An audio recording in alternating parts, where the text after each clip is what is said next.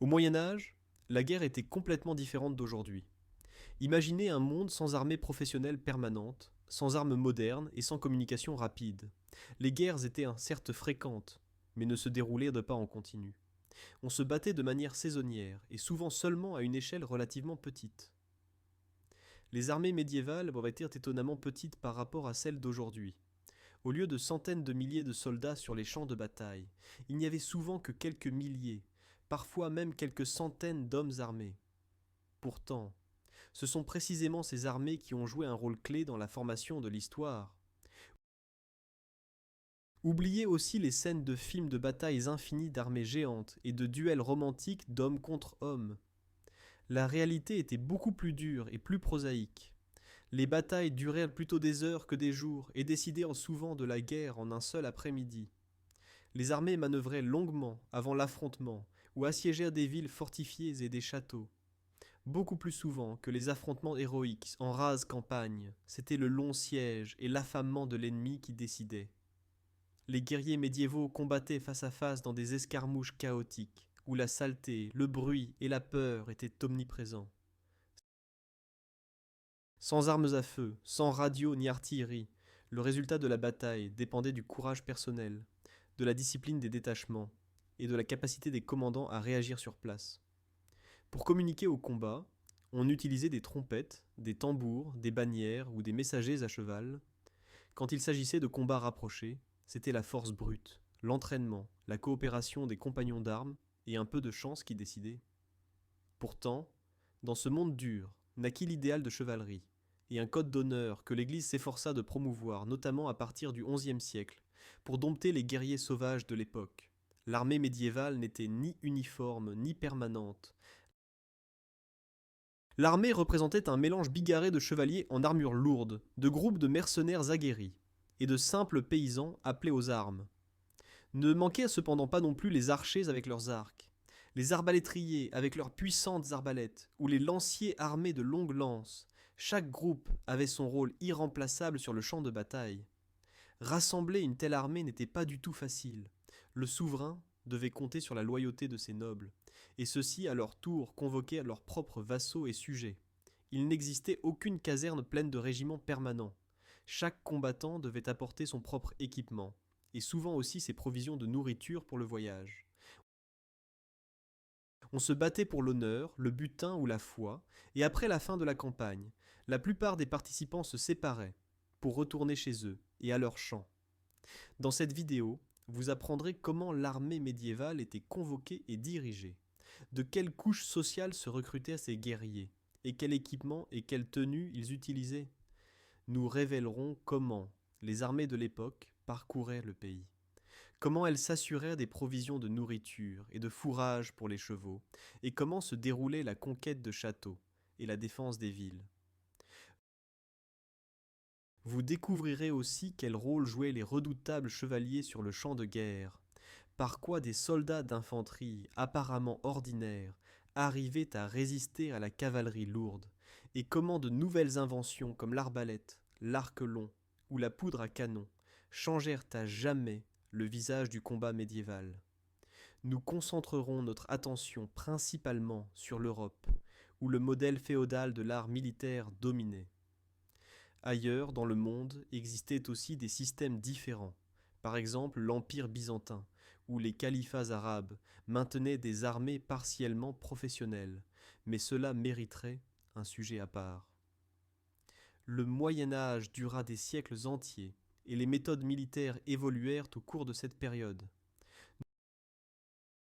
Nous procéderons donc chronologiquement du haut Moyen Âge en passant par l'apogée jusqu'au bas Moyen Âge, afin de voir comment les armées changeaient et s'adaptaient aux nouveaux défis. Dans un moment, nous révélerons à quoi ressemblait le monde des guerriers du haut Moyen Âge à l'époque après la chute de Rome, dans la période où l'Europe se remplissait de petits groupes de combattants, où naissait la classe chevaleresque et où se créaient les bases des armées féodales. Préparez-vous pour un voyage dans le temps vers l'ère où l'épée et la lance régnaient sur le champ de bataille, et où la gloire et la survie dépendirent de la force du bras, des capacités des commandants et de la fidélité au seigneur féodal. Après la disparition de l'Empire romain d'Occident au Ve siècle, l'Europe se fragmenta en une série de petits royaumes et de principautés tribales. Au lieu des légions romaines disciplinées, combattaient maintenant principalement des guerriers tribaux, menés par leurs chefs et leurs rois. Les armées du haut Moyen Âge étaient très simples et personnelles. Le souverain, ou le chef, rassemblait sa suite de combattants fidèles et appelait auprès d'eux les hommes libres de sa région. La plupart de ces guerriers étaient des combattants d'infanterie, armés de lances, de boucliers, de haches ou d'arcs. Une bataille typique du haut Moyen Âge pouvait ainsi être l'affrontement de deux murs de boucliers de fantassins qui se poussaient mutuellement et se frappaient avec des épées ou des haches au contact étroit. Celui qui perçait la ligne adverse remportait généralement rapidement la victoire. Le nombre de participants à de telles batailles n'était pas grand.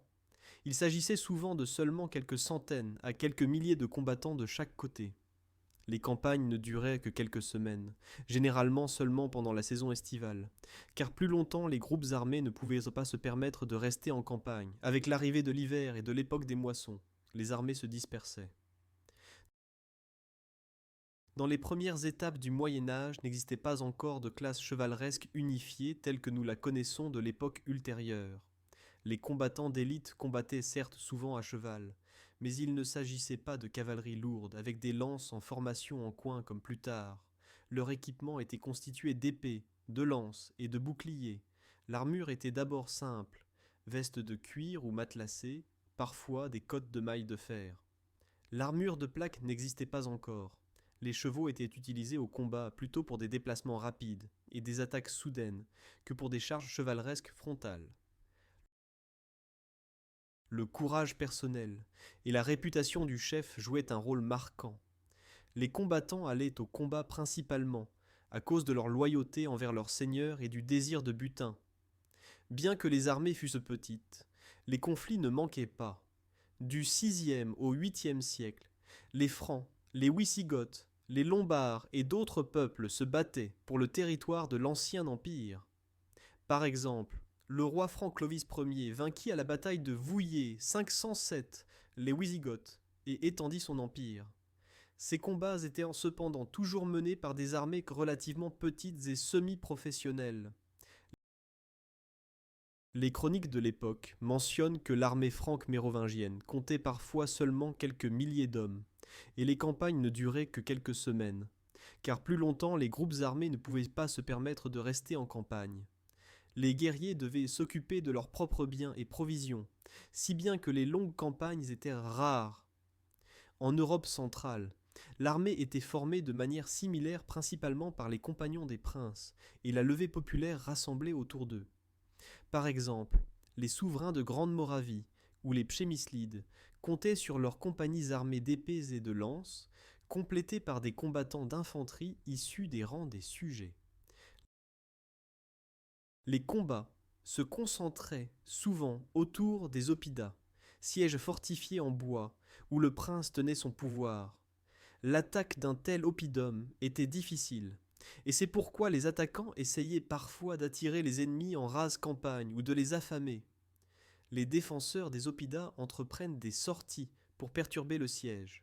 Imaginons une scène du haut Moyen Âge. À l'aube d'un jour de printemps de l'an 873, le paysan franc, nommé Godefroy, se rassemble sur la place du village avec d'autres hommes du village. Un messager du comte local est arrivé avec l'ordre de défense. Une troupe de vikings du nord a envahi la région. Godefroy serre dans sa main un javelot que le forgeron du voisinage l'a aidé à fabriquer. Et sur sa tête, il porte un simple casque de fer de son père.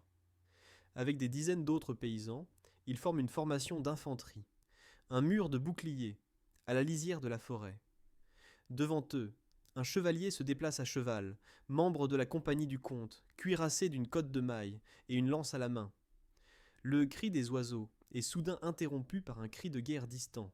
Entre les arbres apparaissent les premiers vikings avec des haches éblouissantes. Les Francs lèvent leurs boucliers, et un cri de guerre pour la défense de la terre natale sort de leur gorge. Godefroy sent ses genoux trembler, mais il sait qu'à ses côtés se tiennent des voisins ainsi que le souverain local.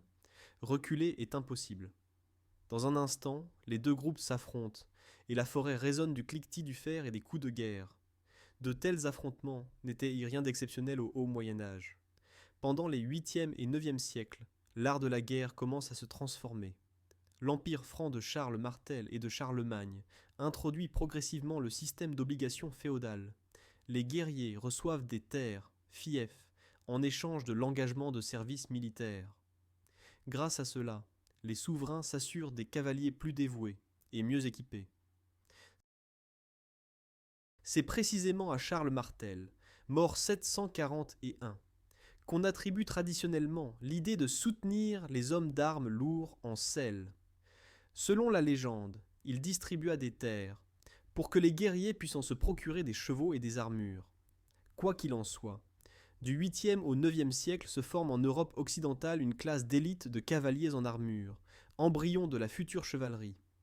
En l'an 732, les Francs, sous le commandement du maire du palais Charles Martel, remportèrent une grande victoire à la bataille de Poitiers, connue aussi sous le nom de bataille de Tours, où son armée d'infanterie arrêta l'avancée des Sarrasins musulmans de la péninsule ibérique. Martel fit apparemment combattre ses hommes en formation défensive serrée et repoussa les attaques répétées de la cavalerie arabe. Grâce à cela, il obtint le surnom de Martel, c'est-à-dire marteau. Cette victoire consolida la position des Francs et permit à la dynastie de Charles, les Carolingiens, de continuer à s'étendre et à construire la culture chevaleresque. À la fin du Xe et au début du XIe siècle, on peut déjà parler de véritables chevaliers, combattants d'élite à cheval, que caractérisait le courage personnel, l'entraînement militaire depuis l'enfance et la fidélité vassalique. Ces chevaliers formaient l'épine dorsale des armées, mais il restait vrai que sans le soutien de l'infanterie, ils ne pouvaient pas s'en sortir. Une armée typique vers l'an 1000 combinait ainsi la cavalerie lourde, chevaliers et leurs compagnons armés, la cavalerie légère pour la reconnaissance et les petites escarmouches, et l'infanterie composée d'archers, de lanciers et d'autres hommes d'armes. Il ne s'agissait cependant toujours pas d'une armée au sens moderne, plutôt d'un assemblage de détachements sous les bannières de différents grands seigneurs. L'élément unificateur était la fidélité au souverain ou un objectif commun, par exemple la défense du pays contre les envahisseurs. Vers le tournant des XIe et XIIe siècles, survient un changement marquant dans l'art militaire européen. Non seulement la chevalerie devient une classe sociale fermement établie, mais un nouveau phénomène entre en scène, les croisades.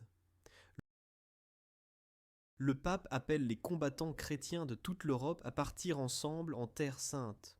Soudain, à côté des armées nationales se forment des armées multinationales comptant des dizaines de milliers de croisés. Comment de si grandes armées chevaleresques s'en sortaient-elles et à quoi ressemblait l'organisation militaire au Moyen Âge classique? C'est ce que nous nous dirons dans un moment dans la partie suivante de notre récit. Au tournant des XIe et XIIe siècles, l'art militaire médiéval atteint sa phase culminante. Le système féodal est en plein essor. Les rois et princes puissants ont des dizaines ou des centaines de vassaux féodaux, et chacun d'eux est tenu de fournir un certain nombre d'hommes armés. Les chevaliers, cavaliers lourdement armés, forment maintenant le noyau d'élite des armées, et décident généralement des batailles par leurs attaques écrasantes. À côté d'eux marchent cependant aussi de nombreux détachements d'infanterie, des lanciers qui couvrent les flancs et font face à la cavalerie ennemie, et des tireurs armés d'arcs ou d'arbalètes de plus en plus populaires. À cette époque s'établissent aussi fermement les règles du service féodal. Les nobles partent en guerre sur l'appel de leur seigneur et après une période déterminée, on indique généralement 40 jours de service. Ils peuvent rentrer chez eux. Si le souverain a besoin de soldats pour une campagne plus longue, il doit commencer à leur payer une solde ou les motiver par le butin. Cela conduisit à l'utilisation fréquente de mercenaires, guerriers mercenaires, qui combattaient pour une récompense. Dès le XIIe siècle, les chroniques mentionnent des groupes de combattants mercenaires, par exemple mercenaires brabançons et navarrais en France, que les souverains engageaient pour des tâches spécialisées ou pour renforcer l'armée. Le Moyen Âge classique est l'époque des croisades et des châteaux monumentaux. En l'an 1095, le pape Urbain II proclama la première croisade, et dans les années suivantes, des dizaines de milliers de chevaliers européens, fantassins et simples pèlerins partirent en Terre sainte. Ces armées de croisés étaient un mélange international. Des combattants français, anglais, allemands, italiens et tchèques marchaient sous les bannières vers Jérusalem. La logistique d'une campagne si étendue était un défi énorme. Les soldats devaient parcourir des milliers de kilomètres, s'assurer de la nourriture lors de la marche à travers des pays d'étrangers et se coordonner mutuellement, même s'ils parlaient des langues différentes. Par exemple, pendant la première croisade, 1096 à 1099, l'armée se rassemblait par parties et traversait progressivement l'Europe et l'Anatolie. Beaucoup périrent de faim et d'épuisement avant même d'avoir vu l'ennemi. Quand cependant les croisés atteignirent leur objectif, leur motivation fanatique et l'art chevaleresque connurent des succès. En l'an 1099, ils prirent Jérusalem. Dans les combats en Orient, les Européens rencontrèrent en même temps un autre style d'art militaire. Les guerriers musulmans excellaient dans le tir à l'arc à cheval et les déplacements rapides, si bien que les croisés durent apprendre la prudence et la coopération de la cavalerie avec l'infanterie. Les expériences des croisades transformèrent les armées européennes. Commencèrent à naître les ordres chevaleresques, templiers, hospitaliers, etc., qui avaient leur propre armée permanente de moines chevaliers, des forteresses et une structure de commandement, quelque chose d'inédit jusqu'alors. Même après le retour d'Orient, beaucoup de chevaliers prirent conscience de l'importance de la discipline et de l'entraînement. Il restait cependant vrai que l'armée médiévale était une mosaïque de petites compagnies. Chaque grand seigneur amenait sur le terrain son contingent, qu'il commandait. Ce n'est que sur le champ de bataille que ces groupes se joignaient sous le commandant principal, par exemple le roi. Pour assurer la coordination, on utilisait des signaux, bannières, corps et messagers.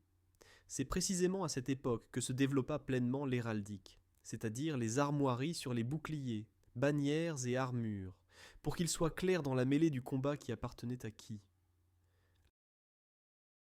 Les chevaliers en armure complète n'étaient souvent pas reconnaissables autrement. C'est pourquoi les couleurs claires des armoiries et les symboles sur les bannières jouaient un rôle important dans l'orientation sur le champ de bataille. Les idéaux de chevalerie atteignirent à cette époque leur apogée. La noblesse adopta le code chevaleresque, qui commandait de protéger les faibles, d'observer l'honneur et d'être pieux.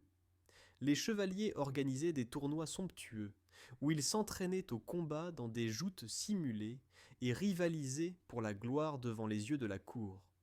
Les poètes et troubadours chantaient les vertus des chevaliers valeureux et leur amour pour les nobles dames. La réalité restait cependant souvent en retard sur l'idéal. Sur le champ de bataille, les chevaliers se comportaient souvent très durement et égoïstement. La pratique courante était d'achever les simples soldats qui se rendaient, tandis que les adversaires riches, les chevaliers s'efforçaient de les capturer vivants à cause de la rançon juteuse. Par exemple, le roi anglais, Richard Cœur de Lion, fut libéré de captivité en l'an 1192 seulement, après qu'une rançon de 150 000 marks d'argent eût été versée pour lui. Cette somme représentait environ le triple des revenus annuels de la couronne anglaise. La fidélité des fiefs envers les rois ou grands seigneurs n'était pas non plus inébranlable. L'histoire connaît de nombreux cas où les chevaliers se tournèrent contre leur souverain, s'ils n'étaient pas d'accord avec sa politique, ou si un plus grand gain les attirait ailleurs. Malgré cela, l'ère des XIIe et XIIIe siècles est romantiquement appelée l'âge des chevaliers, et les images de cette époque, le preux chevalier en armure luisante, qui se bat pour l'honneur et la foi, forment encore aujourd'hui le cœur de la représentation populaire du Moyen Âge. Au Moyen Âge classique augmenta aussi fortement l'importance des châteaux. La noblesse, dans toute l'Europe, construisait des châteaux de pierre, qui servaient de siège de pouvoir et de point défensif. Les guerres tournaient ainsi souvent autour des sièges, à conquête ou défense de châteaux et de villes fortifiées. Les batailles ouvertes en rase campagne étaient risquées, et personne ne voulait hasarder inutilement avec les vires de chevaliers chèrement entraînés. Au lieu de cela, les assiégeants encerclèrent le château et essayèrent d'affamer les défenseurs jusqu'à la capitulation. Le siège pouvait cependant durer des mois. L'armée devait assurer l'approvisionnement en nourriture et en même temps faire face aux maladies et aux raids des environs. Les attaquants essayèrent souvent aussi de prendre activement le château. Ils utilisaient des machines de siège, comme des catapultes et plus tard des trébuchets, qui lançaient des projectiles de pierre contre les remparts. Une stratégie populaire était le sapement. Les sapeurs creusaient des tunnels sous les remparts et essayaient de les faire s'effondrer. Les défenseurs répondaient par des contre-attaques et tous les moyens possibles. Ils jetaient des pierres et des poutres sur les attaquants, versaient de l'eau bouillante ou de la poix et entreprenaient des sorties. Les souffrances des deux côtés étaient immenses. Faim, maladie. Lors des sièges sévissait souvent la peste ou la dysenterie, et danger constant. Selon les témoignages des chroniqueurs, il arrivait parfois aussi des tactiques bizarres, où les assiégeants lançaient avec des catapultes dans le château des animaux morts, ou même des têtes de mort, pour répandre la peur et la contagion. La prise complète du château par l'assaut était cependant rare et très sanglante. Plus souvent, les défenseurs capitulaient, quand ils n'avaient plus de provisions. Parfois après accord sur une sortie libre, d'autres fois cela ne se passait pas sans massacre. On écrit l'année 1247, et l'armée française assiège un château rebelle en Aquitaine. Le jeune chevalier Geoffroy de la province de Champagne se tient près d'une des tours de siège, vêtu d'une armure de plaques, plus précisément encore, principalement de mailles, avec une tresse aux couleurs de son seigneur. Des flèches sifflent depuis les remparts, et les défenseurs se moquent des attaquants. Soudain retentit un puissant craquement. C'est le trébuchet qui vient de tirer une pierre géante, qui frappe le rempart avec un grondement. Pierres et débris volent dans l'air, tandis que la tour de siège s'approche lentement des remparts. Geoffroy serre la garde de son épée, et son cœur bat. Il a reçu l'ordre de mener une sortie dès que la tour atteindra le mur. Enfin la construction se pose sur les créneaux, et le chevalier avec un cri de guerre saute sur les remparts. S'engage un combat furieux, d'homme contre homme. À côté de Geoffroy tombe à terre son ami d'enfance, touché par une flèche dans l'œil non protégé. Geoffroy, dans sa fureur, frappe les ennemis, tandis que d'en bas montent déjà par les échelles d'autres attaquants. Après 1 heure de combat cruel, la section de rempart est prise. Les défenseurs survivants reculent vers la tour. L'armée fait irruption par la porte à l'intérieur. Bientôt flotte au-dessus de la tour du château la bannière du roi de France, et Geoffroy, ému, remercie Dieu d'avoir survécu. En récompense, il pourra garder l'épée de l'adversaire tombée, et peut-être aussi aura-t-il une part du butin. De telles scènes, mélange d'héroïsme, d'horreur et de pillage, appartenaient au Moyen-Âge classique, autant que les tournois ou les fêtes de cour, tandis que les chevaliers et châteaux dominaient l'Europe occidentale. Apparurent aussi de nouvelles menaces. Au XIIIe siècle firent irruption en Europe, depuis l'Est les Mongols, cavaliers nomades, qui maîtrisaient parfaitement le tir à l'arc à cheval.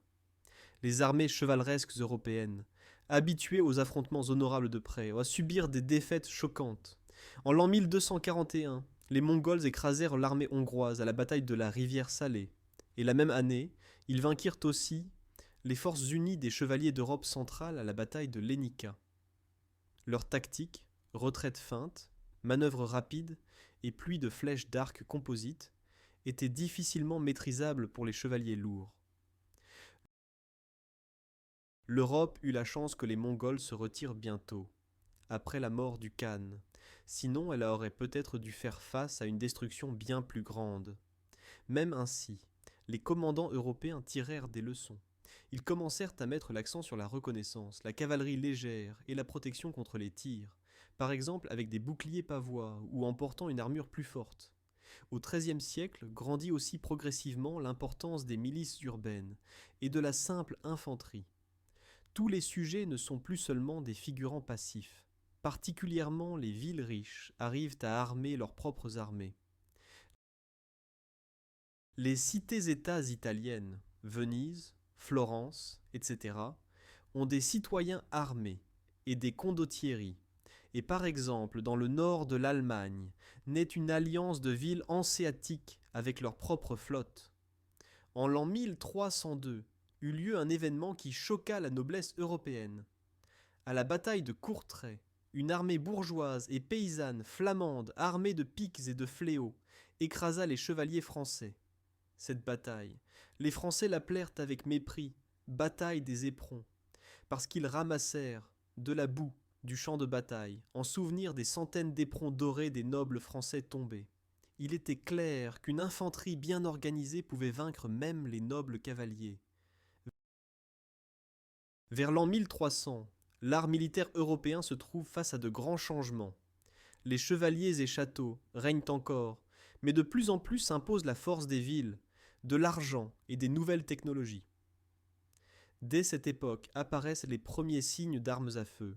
Les plus anciennes mentions d'utilisation de canons et d'arquebuses, armes à feu primitives, en Europe datent du XIVe siècle. Le combat va commencer à se transformer méconnaissablement. Comment les armées médiévales s'adaptèrent-elles à l'invention de la poudre à canon, à l'avènement massif des mercenaires et aux nouvelles tactiques du bas Moyen Âge? C'est à cela que nous nous consacrerons dans un moment dans la partie suivante consacrée au bas Moyen Âge. Au XIVe et XVe siècle, l'art militaire médiéval subit une transformation fondamentale. Les conflits de longue durée, les nouveautés technologiques et les bouleversements sociaux forcent les armées à changer leur organisation et leur façon de combattre. Les chevaliers en armure complète chevauchent encore sur les champs de bataille. Mais ce ne sont plus les maîtres de la guerre, invincibles d'autrefois. Les mercenaires, guerriers professionnels, combattant pour un salaire, deviennent une partie indispensable des armées. Les dirigeants découvrent que compter seulement sur l'obligation féodale à court terme ne suffit pas, et ils préfèrent engager des combattants expérimentés pour toute la campagne. Apparaissent de grandes compagnies de mercenaires, souvent menées par des capitaines charismatiques. Ces compagnies combattent parfois pour celui qui paie, et d'autres fois, elles attaquent elles-mêmes les régions, si elles n'ont justement pas d'employeurs. Un cas connu sont les soi-disant grandes compagnies en France après l'an 1350, formées par des soldats démobilisés de la guerre de 100 ans. Ces durs mercenaires terrorisèrent la campagne, jusqu'à ce que le roi de France finalement les paie et les envoie combattre à l'étranger. La guerre de 100 ans, 1337 à 1453, entre l'Angleterre et la France, illustre les changements dans la conduite des guerres.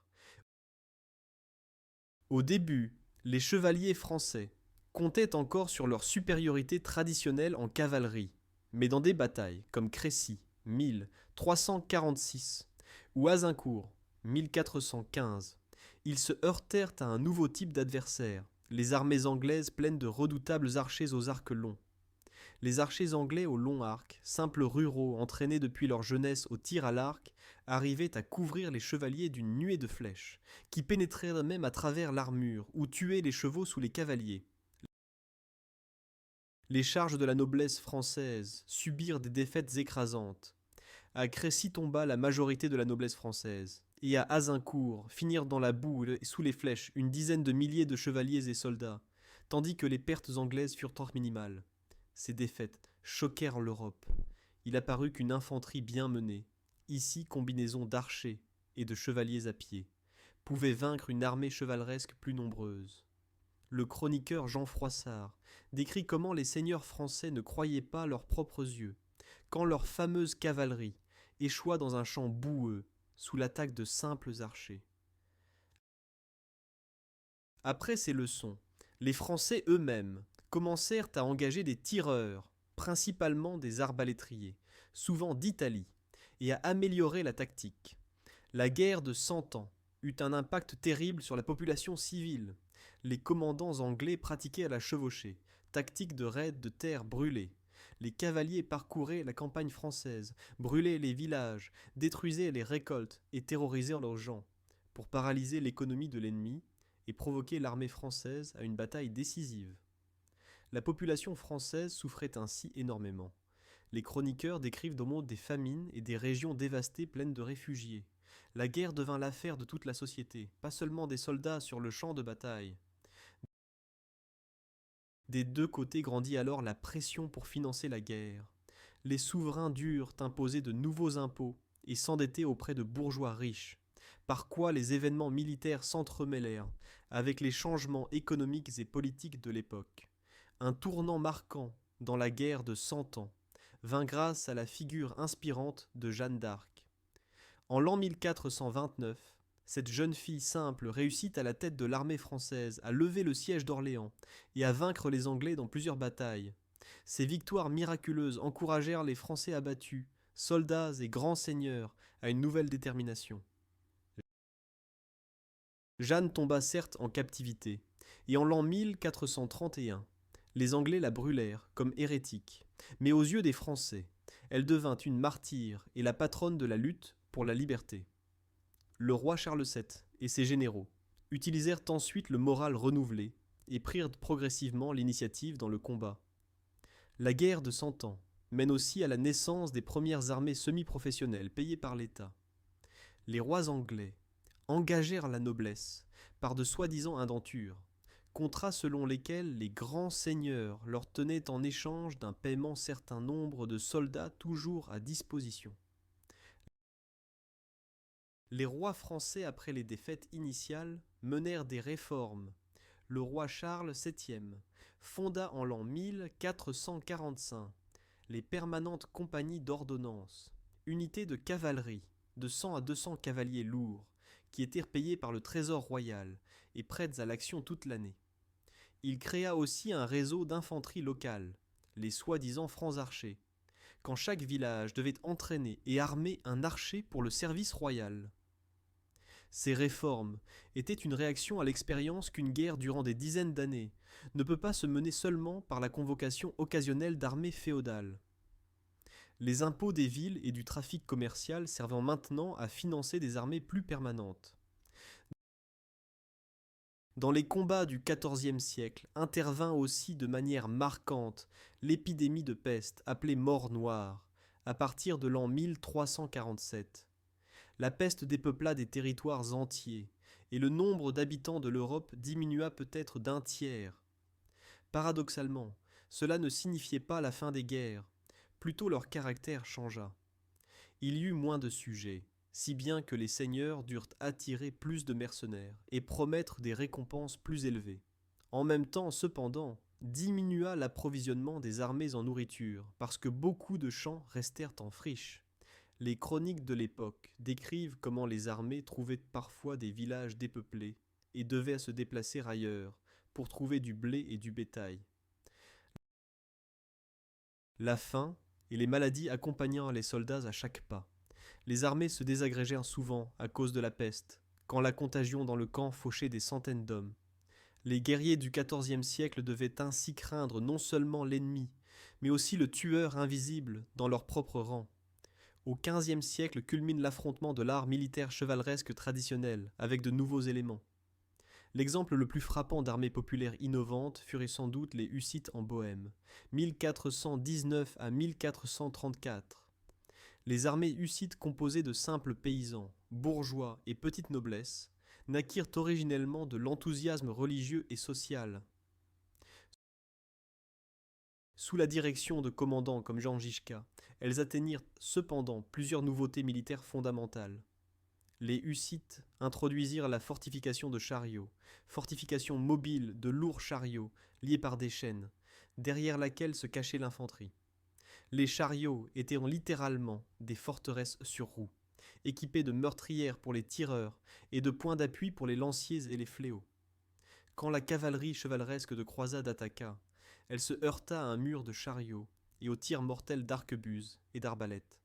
Les Hussites utilisèrent aussi abondamment des armes à feu simple, couleuvres et hacquebutes, pousse à feu primitive manuelle, et de l'artillerie légère sur chariot.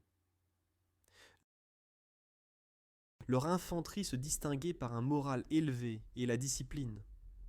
Selon les registres d'armement urbain conservés, les combattants hussites avaient un équipement varié, beaucoup seulement des vestes matelassées et des casques avec des lances ou des fourches, d'autres aussi, des cottes de mailles partielles, et environ un quart de l'armée étaient des tireurs avec arbalète ou fronde, éventuellement des tireurs d'arquebuse. Les hussites avaient peu de cavalerie, quelques centaines de cavaliers légers pour la reconnaissance et la poursuite. Pourtant, l'armée de campagne hussite réussit à vaincre plusieurs expéditions de croisades de chevaliers européens, ce qui fut pour les contemporains une sensation. Les batailles de Sudomiège, 1420, d'Ustine ad Labem, 1426, ou de Domajlis, 1430 et 1, montrèrent qu'une communauté fanatique et organisée de combattants de Dieu pouvait détruire même des armées chevaleresques apparemment plus fortes. Selon une légende, les croisés à Domajlis s'enfuirent dès qu'ils entendirent le chant du choral hussite Ktoj su Boji Bojovnici. Une telle terreur, la réputation hussite leur inspirait. Jijka lui-même pendant les guerres devint aveugle, il perdit aussi son second œil, mais resta néanmoins un commandant invaincu et est encore aujourd'hui considéré comme l'un des tacticiens les plus géniaux du Moyen-Âge. Même si certains récits sur la fuite des ennemis au son du choral sont manifestement exagérés, c'est un fait que les hussites introduisirent dans l'art militaire médiéval des éléments révolutionnaires, que beaucoup d'armées étrangères reprirent ensuite. Les guerres hussites accélérèrent aussi la professionnalisation de l'armée. Les fraternités de campagne hussites étaient en fait des armées permanentes, qui fonctionnaient en continu plusieurs années. Après la défaite des hussites radicaux en l'an 1434 et l'apaisement des rapports, beaucoup de combattants aguerris se déplacèrent à l'étranger comme mercenaires, les soi-disant orphelins, combattirent par Aix, en Pologne et en Hongrie. Aussitôt s'appuya sur les traditions hussites le roi hongrois, Matthias Corvin, qui dans les années 60 du XVe siècle créa la soi-disant armée noire, armée mercenaire permanente, comptant prétendument 15 à 20 000 hommes. Cette armée, composée de mercenaires tchèques, allemands et hongrois expérimentés, était financée par le trésor royal et représentait la transition entre la levée médiévale et l'armée permanente moderne. L'armée noire atteignit une série de succès dans le combat avec les Autrichiens et les Turcs, mais après la mort du roi, 1490, elle se désagrégea par manque d'argent, montrant ainsi que sans financement même, la meilleure armée ne se maintient pas. À la fin du Moyen Âge s'imposèrent fermement les armes à feu. Apparaît la première artillerie de campagne. D'abord de petites couleuvres et bombardes, vers l'an 1450 déjà aussi de gros canons capables de démolir les remparts. En l'an 1453, les Turcs ottomans, lors du siège de Constantinople, déployèrent d'énormes canons, qui vainquirent les puissants remparts de la ville, événement qui ferma symboliquement l'ère des forteresses médiévales. Sur les champs de bataille européens, les arquebuses et hagbutes deviennent de plus en plus courantes. Les chevaliers s'efforcent de s'adapter. Leur armure atteint le sommet. L'armure de plaque de la fin du XVe siècle couvre tout le corps de fortes plaques d'acier, si bien que le guerrier ressemble à un tank vivant. Une telle armure arrivait vraiment à arrêter une flèche ou un coup d'épée, mais un tir d'arquebuse, mousquet précoce, pouvait déjà percer la plaque. À la bataille de Morland, 1467, les chevaliers bourguignons furent surpris par le tir de mercenaires tchèques avec des arquebuses. Dans les guerres de Bourgogne se montra alors pleinement la force de la combinaison de piquiers et de tireurs. Les mercenaires suisses armés de longues piques détruisirent les cavaliers de Charles le Téméraire aux batailles de Grandson, Morat et Nancy. 1476 à 1477. Dans ces combats, naquit une nouvelle conception du combat, phalange de piquiers soutenus par des tirs, que bientôt reprirent toutes les armées importantes de l'Europe de la Renaissance, piquiers suisses, lansquenets allemands, terces espagnols. À la fin du XVe siècle arrivent de nouveaux professionnels, les lansquenets allemands, piquiers mercenaires entraînés selon le modèle suisse. Ils se firent remarquer par leur apparence sauvage. Ils portèrent des vêtements bariolés entaillés et de larges chapeaux à plumes, et au combat les ornait une fureur impitoyable.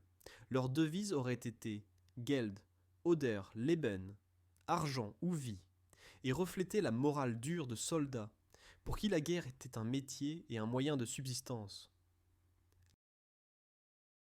Les lansquenets servirent surtout dans les armées des empereurs Habsbourg et devinrent l'avant-garde de la façon moderne de faire la guerre. Armes les plus fréquentes des combattants médiévaux. Épée, arme universelle, tranchante et perçante, symbole de la chevalerie. Une bonne épée était chère et forgée d'acier de qualité. Les chevaliers utilisaient d'abord des épées à une main avec un bouclier, plus tard aussi des épées plus longues à deux mains. L'épée pouvait percer l'armure aux endroits non protégés, et entre les mains d'un combattant entraîné était mortelle. Lance et armes d'ast, équipement de base du cavalier et du fantassin. La lance chevaleresque, ampe, atteignait une longueur de 3 à 4 mètres, et lors de la charge à cheval avait une énorme force de pénétration. Souvent cependant, elle se brisait après l'impact. L'infanterie utilisait des javelots plus courts pour lancer, ou des piques, longues lances, surtout à la fin du Moyen-Âge par exemple chez les Suisses. Des lances se développèrent, les hallebardes, fourches et autres armes, combinées avec des crocs et des hachettes pour faire tomber les cavaliers de leurs chevaux. Arcs et arbalètes, armes de jet lançant des flèches, carreaux. L'arc, surtout l'arc long, des archers anglais, avait une grande cadence de tir, jusqu'à 10 flèches par minute, mais exigeait un entraînement exigeant. L'arbalète avait une moindre cadence, 1 à 2 carreaux par minute, mais une énorme force de pénétration. Le carreau d'arbalète arrivait à courte distance à percer même l'armure de plaque. L'arbalète s'apprenait facilement à manier, ce qui permit de déployer des tireurs sans entraînement de longues années. Masse, hache, fléau, armes utilisées surtout dans le combat rapproché par l'infanterie, et parfois aussi les cavaliers. La masse ou le marteau de guerre avait une tête de frappe capable d'écraser un casque ou un os. La hache de guerre pouvait de son tranchant trancher un bouclier. Le fléau hussite, originellement outil agricole adapté en arme avec des pointes, était redoutable pour l'effet écrasant lors du balancement.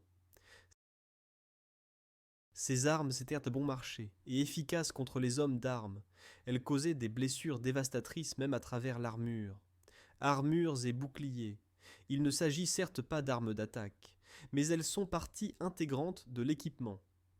Le développement de l'armure progressa des cottes de mailles, milliers de petits anneaux de fer reliés en tissage, jusqu'à l'armure de plaques d'acier couvrant tout le corps, 14e au 15e siècle. Le bouclier, en bois ou métal, souvent recouvert de cuir, protégé contre les projectiles et les coups. Sa forme évoluait selon les besoins, bouclier rond, au haut Moyen-Âge, triangulaire, et plus tard plus petite pavoie pour les tireurs. Armes à feu. À la fin du Moyen-Âge arrivent les premières armes à feu à poudre.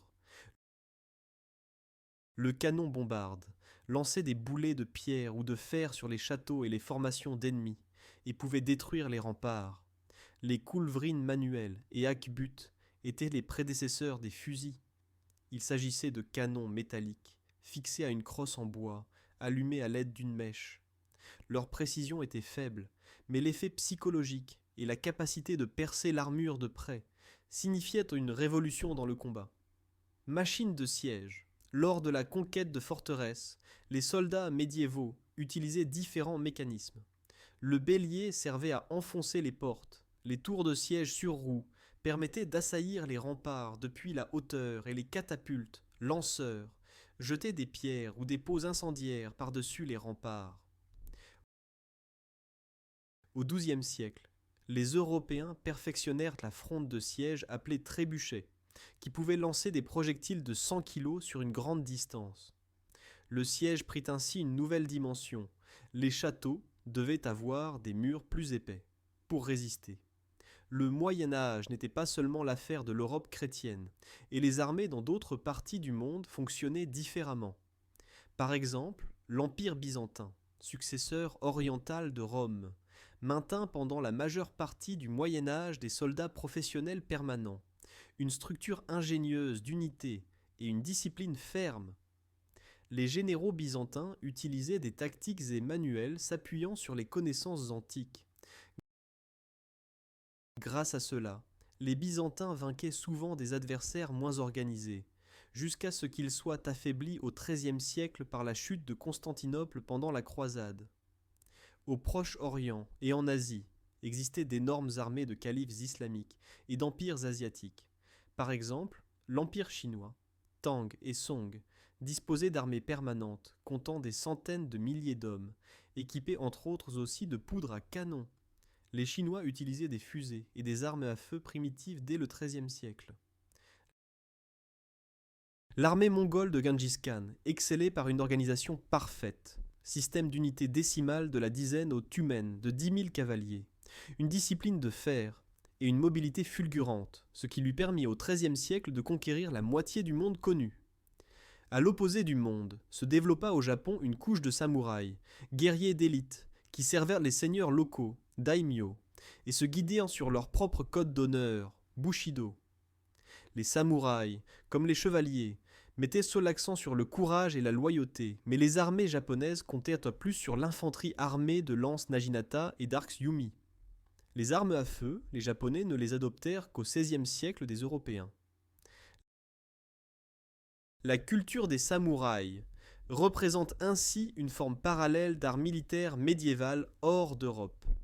En Afrique subsaharienne, se formèrent pendant le Moyen Âge des empires, Ghana, Mali, Songhai, dont les armées étaient composées principalement de lanciers d'infanterie et de cavalerie sur chevaux ou chameaux. Ces armées défendaient d'importantes routes commerciales à travers le Sahara.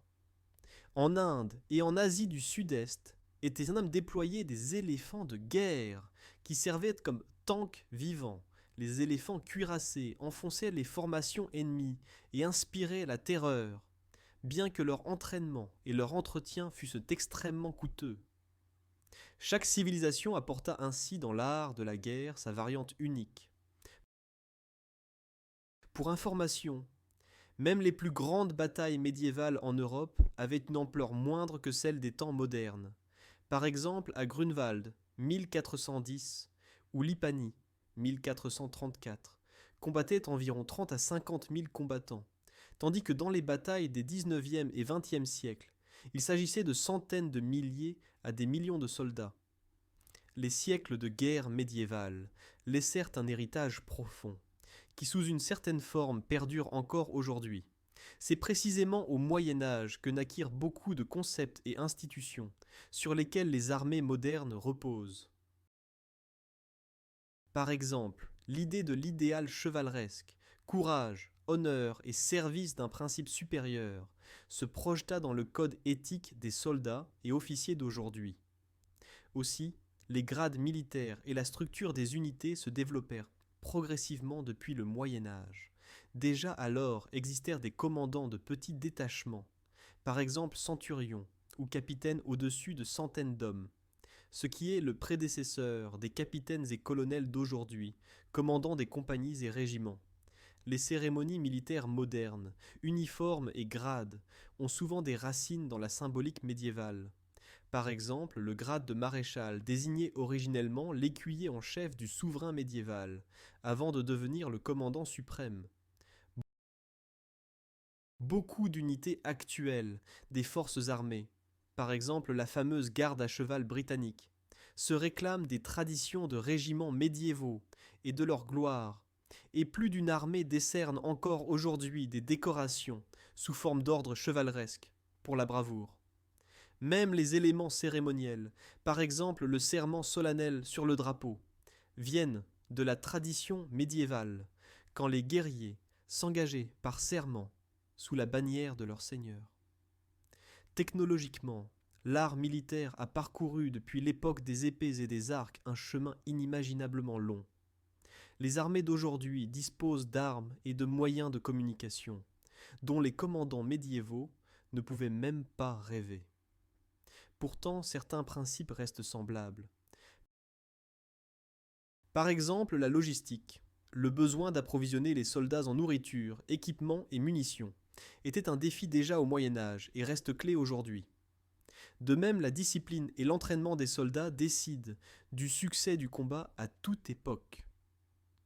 Les commandants médiévaux ne connaissaient certes pas les stratégies modernes, mais comprenaient instinctivement l'importance du moral, du terrain et de la surprise, donc des facteurs qui décident des guerres encore aujourd'hui.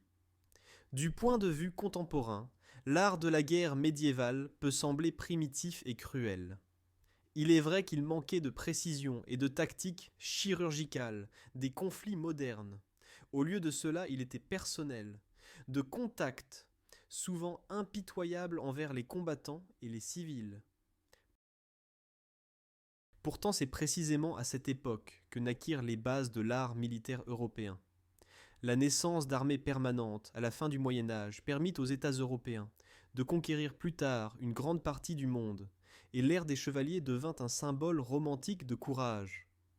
Même aujourd'hui, des unités militaires se réclament de la gloire des ancêtres, qu'il s'agisse de noms de régiments faisant référence aux légendes médiévales, ou de la tradition de décerner des ordres chevaleresques pour la bravoure. La compréhension de comment fonctionnaient les armées médiévales nous aide donc à comprendre aussi beaucoup de choses sur notre propre époque. Les armées modernes d'aujourd'hui sont plus performantes et plus nombreuses, mais le principe d'organisation, de spécialisation des unités, infanterie, cavalerie, aujourd'hui chars, aviation, et même certaines tactiques militaires ont leurs prédécesseurs ancestraux dans les profondeurs du Moyen Âge. L'histoire des guerres est en même temps l'histoire de l'inventivité et de l'adaptabilité humaine, de l'invention de l'étrier ou de l'arbalète, en passant par le premier canon jusqu'aux drones actuels. Les hommes ont toujours cherché des moyens d'obtenir un avantage sur l'adversaire. Le regard en arrière sur les champs de bataille médiévaux nous rappelle combien dramatiquement le monde a changé, mais aussi tout ce qui reste inchangé dans la nature de la guerre. Les soldats d'aujourd'hui servent généralement l'État national et combattent pour la patrie ou selon des engagements internationaux.